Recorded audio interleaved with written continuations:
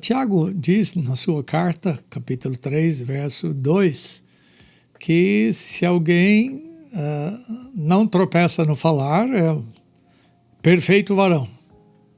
Então eu perguntei a vocês, como é que Tiago chegou a essa conclusão?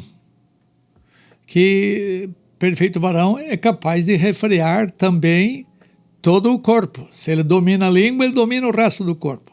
Então, Tiago olhou para 3 coisas. A primeira que eu mencionei no vídeo passado é que Tiago olhou para as coisas pequenas, como, por exemplo, o freio na boca dos cavalos. É ótimo exemplo, ótima ilustração de Tiago. E agora, ele usa uma segunda ilustração. Tiago olhou para a engenhosidade poderosa das obras humanas. Tiago 3, verso 4 diz assim: observai igualmente os navios que, sendo tão grandes e batidos de rijos ventos, por um pequeníssimo leme são dirigidos para onde queira o impulso do timoneiro. Observai os navios, e ele já fala do tamanho deles, navios grandes, não é? Que são batidos por rijos ventos. Tiago usou esse exemplo do leme para controlar grandes navios a fim de mostrar o poder da língua, e o poder da língua é ilustrado uma vez mais num objeto pequeno que tem domínio sobre uma coisa grande. A língua também é comparada a um pequeno leme de navio, mas esse leme pode controlar o caminho, a trajetória do grande navio. O timoneiro, que é o cara que dirige o navio, levava o navio para onde ele queria apenas com o uso do leme. Então, Paulo menciona navios como sendo grandes. Tiago menciona um grande navio na sua época em que, aliás, Paulo menciona um grande navio que na sua época carregava uma multidão de 276 pessoas. E o navio estava cheio. E em sua viagem a Roma, incluindo a tripulação, os soldados e os prisioneiros. Está lá em Atos 27, 37. Além disso, o navio onde Paulo viajava também levava alguma carga. Essa também é uma ilustração gráfica que Tiago usa para provar o seu ponto sobre o poder da língua. O grande navio que Paulo menciona podia ser controlado por um pequenino leme. Os grandes navios do tempo de Paulo não podem ser assemelhados aos grandes navios hoje.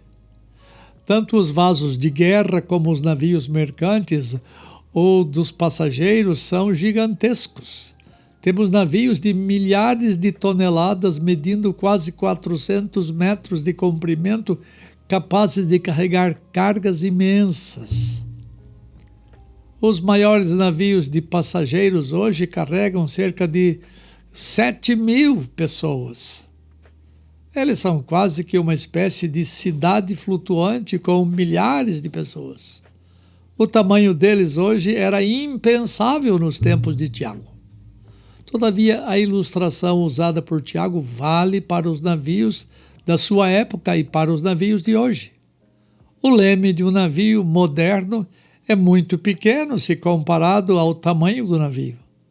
O timoneiro leva o navio para onde ele quer, apenas usando o poder do leme.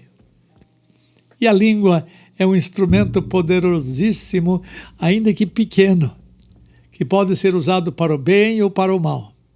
Depende de como você usa a língua. Depende de quem reina no seu coração, porque o que você fala vem do coração. Mesmo usando a língua brandamente, você pode esmagar ossos. Quem fala isso é Provérbios 25:15. Um slogan usado na Segunda Grande Guerra era o seguinte: A slip of the lip may sink a ship. Ou seja, uma escorregada nos lábios pode fazer afundar um navio. A língua pode fazer o homem ser salvo como perecer na condenação. Provérbios 13, 3. Tiago usa uma outra ilustração fantástica para provar o seu ponto. Ele se concentra na função de um leme num navio. Os navios modernos, sejam eles de passageiros, mercantes ou de guerra, são muito maiores do que os navios do tempo de Tiago. Todavia, o princípio ensinado por Tiago não mudou. Os grandes navios ainda hoje são controlados por um pequeníssimo leme, segundo os desejos do piloto ou do capitão. A língua funciona como o freio de um cavalo e como um leme no navio. Se você domina essas pequenas coisas, você controla a totalidade do animal ou do navio. A língua é um órgão pequeno que se gaba de grandes coisas, diz a Escritura. Não deixe sua língua ser instrumento da maldade, um arsenal violento do maligno. Não deixe esse pequeno órgão controlar todo o seu corpo. Eu li que na primavera de 1940, a guerra entre Inglaterra e Alemanha estava começando a ser travada no Atlântico. As frotas aliadas dos Estados Unidos e da Inglaterra estavam ainda presas a um pacto de desarmamento que limitava o tamanho dos navios de guerra. Mas os alemães estavam construindo navios de proporções gigantescas para a época. E um desses navios gigantescos, construído até então, era o chamado navio de guerra Bismarck. O Bismarck pesava 42.800 toneladas, sendo 22% maior do que os maiores navios das esquadras dos aliados. Ele possuía canhões de 15 polegadas e cerca de 80 menores, a maioria dos quais era arma antiaérea. Ele alcançava a velocidade de 31 nós. Sua couraça era tão grossa que nenhum torpedo britânico poderia penetrar seu interior. Se os britânicos não caçassem esse grande navio de guerra, a frota britânica seria destruída em pouco tempo, matando um incontável número de vidas.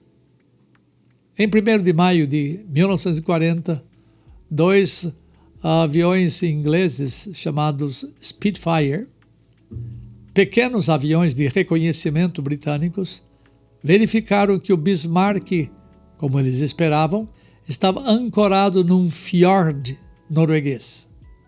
Por causa do mau tempo e de outros problemas, levou 2 dias para que a Marinha Britânica pudesse afundar o Bismarck. Com alguns de seus mais antigos bimotores em uso e torpedos que eram obsoletos, a Marinha Britânica atacou o Bismarck. Um dos aviões foi atingido com 175 furos pelas baterias antiaéreas do Bismarck. Esse teve que voltar para o porta-aviões inglês. Diversos outros aviões da Armada inglesa foram severamente danificados. Os pilotos relataram com entusiasmo que eles estavam certos de que ao menos um dos torpedos atingiu o alvo. O poderoso Bismarck foi atingido por um torpedo no leme. O grande Bismarck estava morto na água, somente capaz de manobrar em círculos como um peixe ferido. Uma vez que os britânicos neutralizaram o leme do Bismarck, eles tiveram controle do navio todo. Assim, em 27 de maio de 40, a Marinha Britânica fez o Bismarck afundar. O plano de Hitler era usar o Bismarck para criar um sulco de destruição no Atlântico, para fazer com que as frotas europeias dobrassem seus joelhos em submissão e humilhação. Se o leme do Bismarck não houvesse sido danificado, o grande Bismarck haveria de destruir tudo o que encontrasse em seu caminho. A língua é um pequeno órgão que se gaba de grandes coisas. Ela é capaz de muitas coisas poderosas, incendiando tudo ao seu redor, mas se você quer diminuir o poder da sua língua, você precisa aprender a trabalhar com ela. Se você quer ter vitória sobre a sua língua, você precisa aprender a lidar com a sua inclinação pecaminosa. Esta se serve da língua para criar um grande estrago na sua vida. Peça a graça divina para que você tenha forças para entrar em combate contra você mesmo. Peça a graça divina para que a sua inclinação santa possa ter vitória sobre a sua inclinação pecaminosa. Portanto, se você quer ter dias felizes, aprenda a lutar contra o poder da sua língua. Aprenda a resistir o desejo pecaminoso de destruir outros com as suas palavras. Vejamos alguns textos da Escritura que nos ajudam a compreender essa verdade. Por exemplo, Provérbios 18:4 diz assim: águas profundas são as palavras da boca do homem. Águas profundas são a fonte da sabedoria, ribeiros transbordantes. O uso devido da língua tem grandes resultados relacionais e espirituais na vida dos cristãos.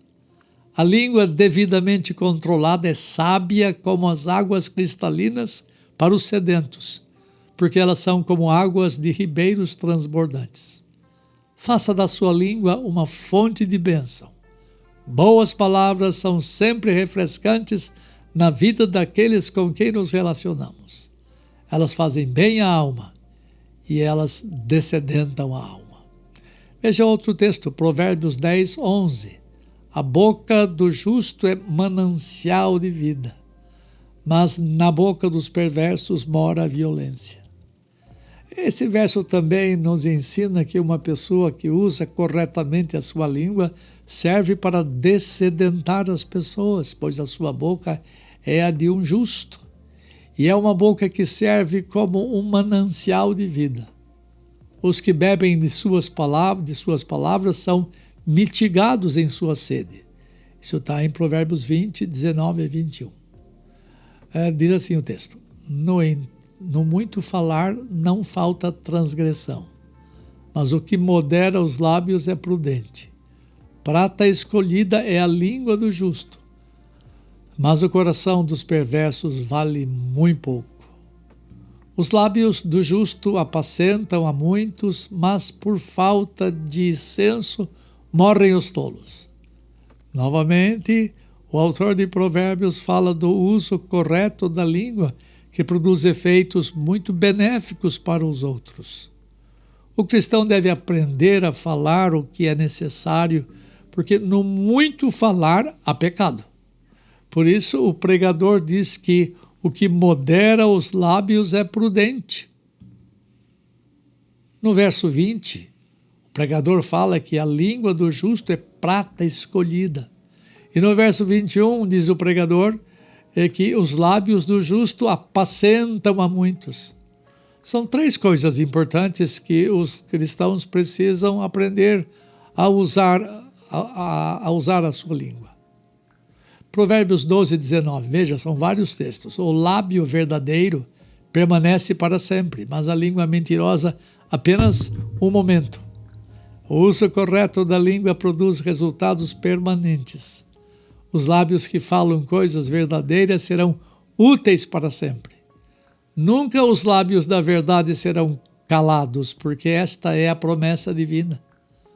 Os lábios verdadeiros estão em absoluto contraste com os lábios mentirosos. Esta é a grande diferença entre o que usa os lábios corretamente e os que usam incorretamente. Veja mais um texto ainda, de Provérbios 25, 11.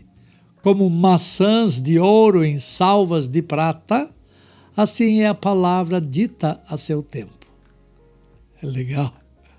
O pregador exalta o valor da palavra dita no tempo apropriado. Uma palavra pode ser correta, mas se ela é administrada na hora errada, a sua eficácia pode ser comprometida. Por essa razão, precisamos aprender a falar as palavras certas no tempo certo. Veja ainda mais um texto, agora de Salmos 15, 1 a 3.